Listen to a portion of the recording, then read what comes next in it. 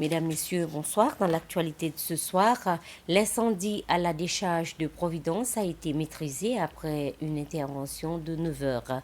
En effet, 17 pompiers des Seychelles Fire and Rescue Services Agency, SFRSA, ont été mobilisés durant toute la nuit pour maîtriser cet incendie qui s'est déclaré à la décharge de Providence. Selon les informations fournies par la SFRSA, les premières images de l'incendie ont été reçues vers 23 heures hier soir. Le feu s'était déclaré dans une section du site orientée vers Victoria. Reportage. Le responsable des relations publiques de la SFRC a indiqué que les équipes sont intervenues immédiatement hier soir en utilisant d'importantes quantités d'eau pour contenir les flammes. L'opération a duré près de 9 heures et a bénéficié de l'assistance de Jad Enterprise qui a mis à disposition des camions-citernes pour soutenir les efforts des pompiers. De son côté, l'Agence pour l'embellissement et la gestion des déchets LWME a précisé avoir reçu l'aide de nombreuses entreprises pour recouvrir les zones touchées avec de la terre afin d'étouffer le feu et limiter sa propagation. Selon Christina Dora, responsable au sein de la LWME, la situation était nettement améliorée lorsque les équipes sont retournées sur place ce matin. Seules des colonnes de fumée étaient encore visibles. À la suite de l'incendie, les opérations du centre d'enfouissement ont été temporairement suspendues pour les contractants transportant des déchets commerciaux à la décharge. Alors que les opérations de lutte contre l'incendie se poursuivaient, le vol Emirates en provenance de Dubaï a atterri sans incident. Les Seychelles et la Réunion ont signé un aide-mémoire visant à renforcer la lutte contre le trafic de drogue, le blanchiment d'argent et le crime organisé.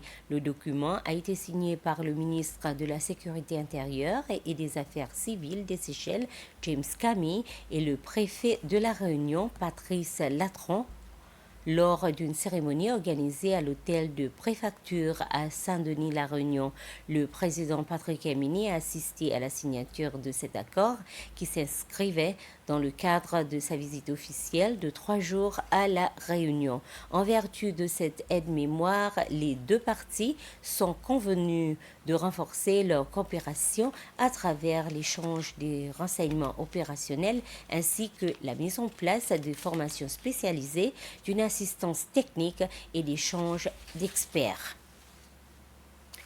La commission d'enquête sur l'explosion survenue le 7 décembre 2023 dans les locaux de la Civil Construction Company Limited CCCL a entendu le témoignage de Judith Pierre, une ancienne agente de la Public Order and Tactical Responses Unit POTRU.